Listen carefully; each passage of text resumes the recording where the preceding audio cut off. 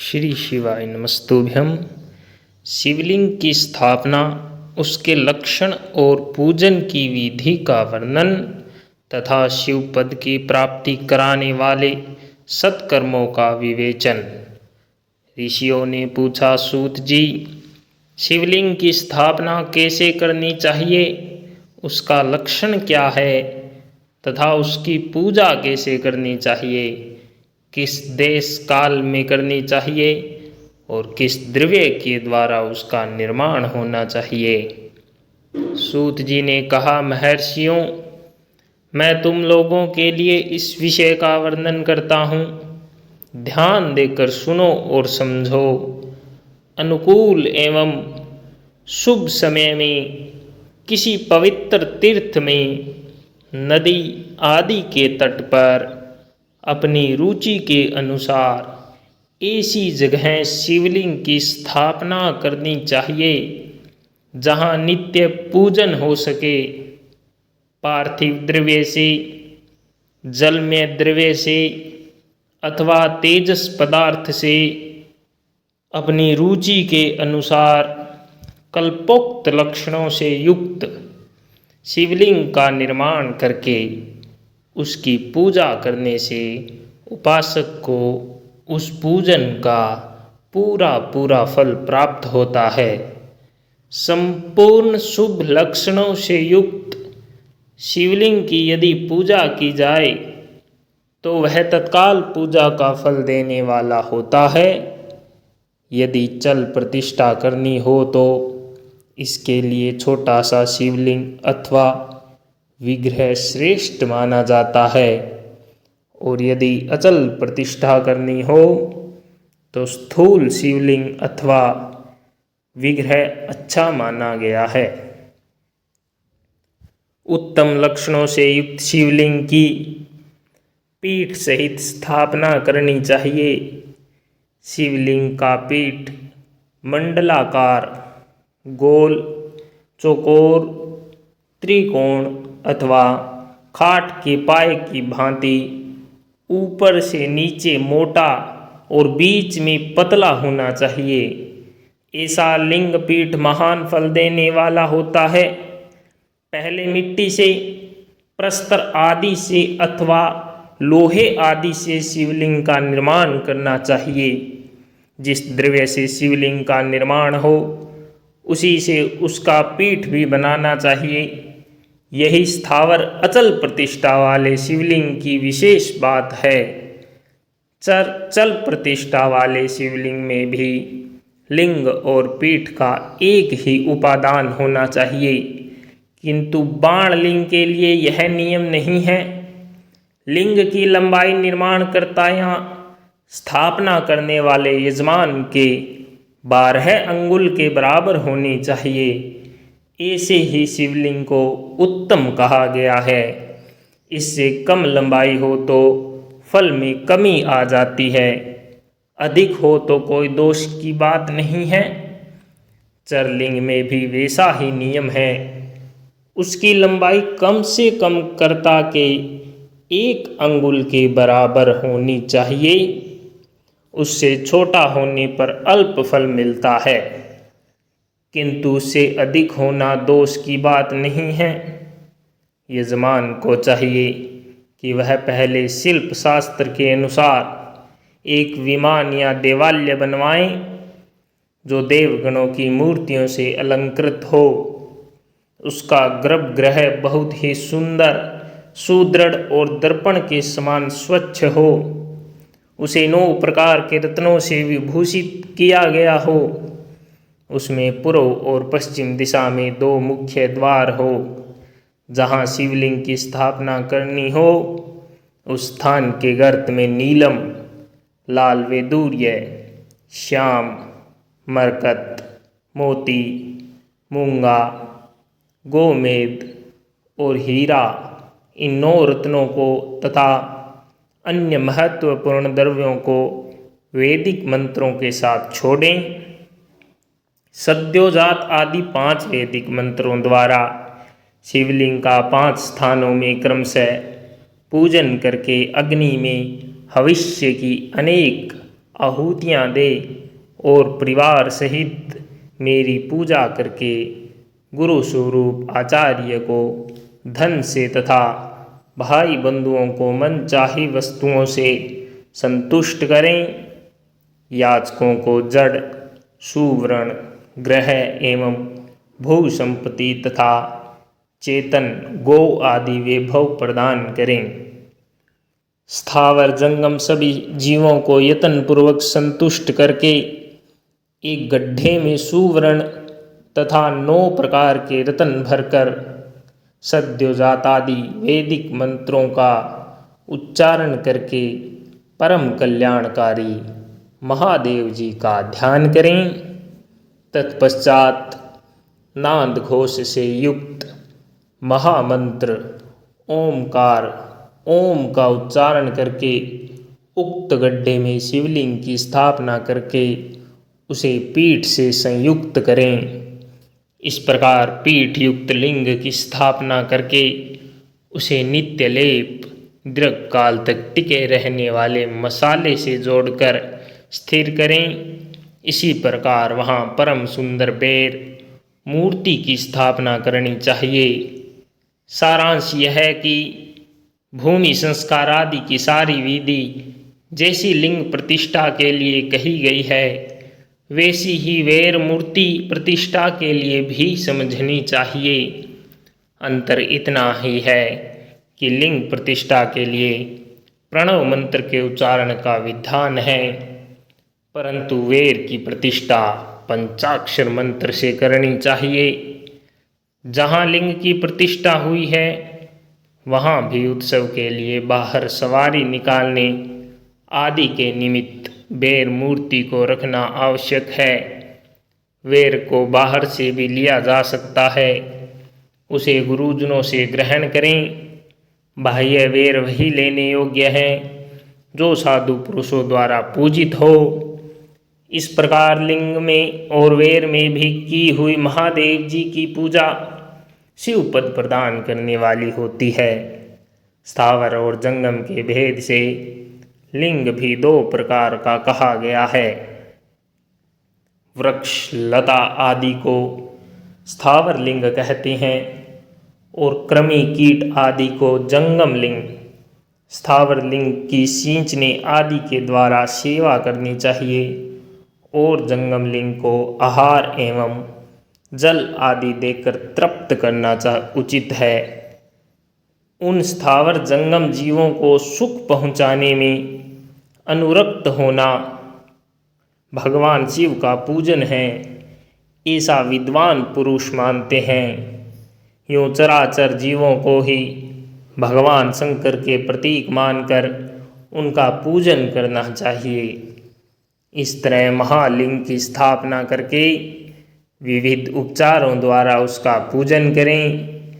अपनी शक्ति के अनुसार नित्य पूजा करनी चाहिए तथा देवालय के पास ध्वजारोपण आदि करना चाहिए।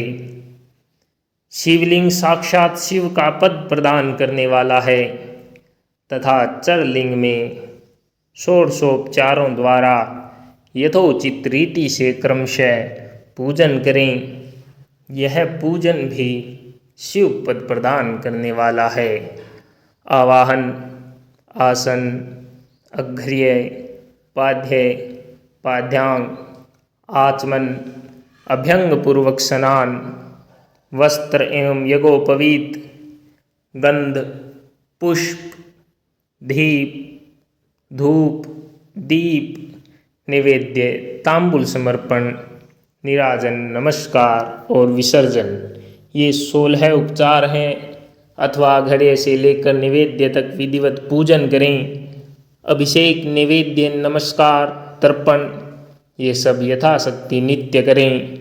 इस तरह किया हुआ शिव का पूजन शिव पद की प्राप्ति कराने वाला होता है।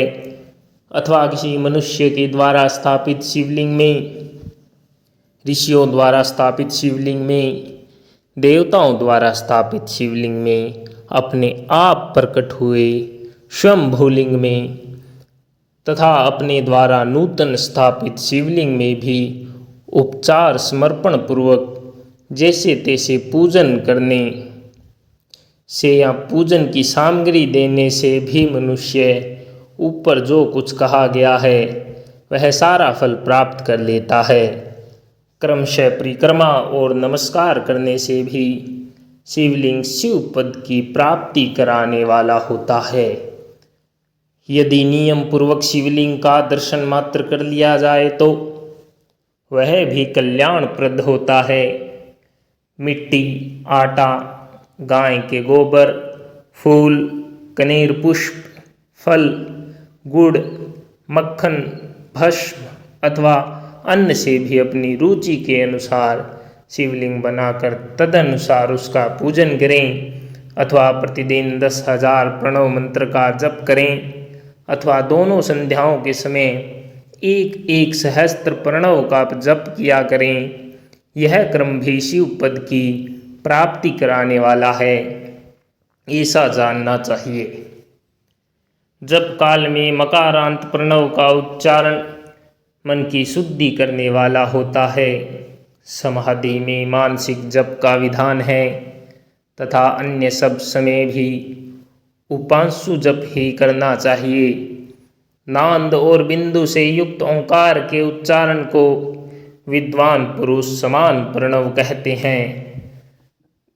यदि प्रतिदिन आदर पूर्वक 10,000 पंचाक्षर मंत्र का जप किया जाए अथवा दोनों संध्याओं के समय एक एक सहस्त्र का ही जप किया जाए तो उसे शिवपद की प्राप्ति कराने वाला समझना चाहिए। ब्राह्मणों के लिए आदि में प्रणव से युक्त पंचाक्षर मंत्र अच्छा बताया गया है। कलश से किया हुआ स्नान, मंत्र की दीक्षा, मातृकाओं का न्यास, सत्य से पवित्र अंतःकरण वाला ब्राह्मण तथा ज्ञानी गुरु, इन सब को उत्तम माना गया है। द्विजों के लिए नमः शिवाय के उच्चारण का विधान है। द्विजेतरों के लिए अंत में नमः पद के प्रयोग की विधि है, अर्थात वे शिवाय नमः इस मंत्र का उच्चारण करें। स्त्रियों के लिए भी कहीं कहीं विधि पूर्वक नमो अहं उच्चारण का ही विधान है, अर्थात वे भी शिवाय नमः का ही जप करें। कोई कोई ऋषि ब्राह्मण की स्त्रियों के लिए नमः पूर्वक शिवाय के जप की अनुमति देते हैं, अर्थात वे नमः शिवाय का जप करें। पंचाक्षर मंत्र का 5 करोड़ जप करके मनुष्य भगवान सदाशिव के समान हो जाता है। 1, 2, 3 अथवा 4 करोड़ का जप करने से क्रमशः ब्रह्मा, विष्णु, रुद्र तथा महेश्वर का पद प्राप्त होता है। अथवा मंत्र में जितने अक्षर हैं उनका पृथक पृथक 1-1 लाख जप करें अथवा समस्त अक्षरों का एक साथ ही जितने अक्षर हो उतने लाख जप करें। इस तरह के जप को शिव पद की प्राप्ति कराने वाला समझना चाहिए। यदि 1000 दिनों में प्रतिदिन 1 सहस्त्र जप के क्रम से पंचाक्षर मंत्र का 10 लाख जप पूरा कर लिया जाए और प्रतिदिन ब्राह्मण भोजन कराया जाए तो उस मंत्र से अभीष्ट कार्य की सिद्धि होने लगती है। ब्राह्मण को चाहिए कि वह प्रतिदिन प्रातःकाल 1008 बार गायत्री का जप करें। ऐसा होने पर गायत्री क्रम से शिव का पद प्रदान करने वाली होती है। वेद मंत्रों और वैदिक सूक्तों का भी नियम पूर्वक जप करना चाहिए। वेदों का पारायण भी शिव पद की प्राप्ति कराने वाला है, ऐसा जानना चाहिए। अन्यान्य जो बहुत से मंत्र है उनका भी जितने अक्षर हो उतने लाख जप करें। इस प्रकार जो यथाशक्ति जप करता है वह क्रमशः शिवपद मोक्ष प्राप्त कर लेता है। अपनी रुचि के अनुसार किसी एक मंत्र को अपनाकर मृत्यु पर्यंत प्रतिदिन उसका जप करना चाहिए, अथवा ओम इस मंत्र का प्रतिदिन 1 सहस्त्र जप करना चाहिए। ऐसा करने पर भगवान शिव की आज्ञा से संपूर्ण मनोरथों की सिद्धि होती है। जो मनुष्य भगवान शिव के लिए फुलवाड़ी या बगीचे आदि लगाता है तथा शिव के सेवा कार्य के लिए मंदिर में झाड़ने बुहारने आदि की व्यवस्था करता है, वह इस पुण्य कर्म को करके शिव पद प्राप्त कर लेता है। भगवान शिव के जो काशी आदि क्षेत्र हैं उनमें भक्तिपूर्वक नित्य निवास करें। वह जड़ चेतन सभी को भोग और मोक्ष देने वाला होता है। अतः विद्वान पुरुष को भगवान शिव के क्षेत्र में आमरण निवास करना चाहिए। पुण्य क्षेत्र में स्थित बावड़ी, कुआं और पोखरें आदि को शिव गंगा समझना चाहिए। भगवान शिव का ऐसा ही वचन है, वहाँ स्नान दान और जप करके मनुष्य भगवान शिव को प्राप्त कर लेता है। अतः मृत्यु पर्यंत शिव के क्षेत्र का आश्रय लेकर रहना चाहिए। जो शिव के क्षेत्र में अपने किसी मृत संबंधी का दाह दशा है, मासिक श्राद्ध, सैपिंडीकरण अथवा वार्षिक श्राद्ध करता है, अथवा कभी भी शिव के क्षेत्र में अपने पितरों को पिंड देता है, वह तत्काल सब पापों से मुक्त हो जाता है और अंत में शिव पद पाता है। अथवा शिव के क्षेत्र में 7, 5, 3 या 1 ही रात निवास कर लें।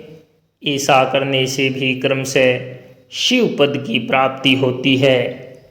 लोक में अपने अपने वर्ण के अनुरूप सदाचार का पालन करने से भी मनुष्य शिव पद को प्राप्त कर लेता है। वर्णानुकूल आचरण से तथा भक्ति भाव से वह अपने सत्कर्म का अतिशय फल पाता है।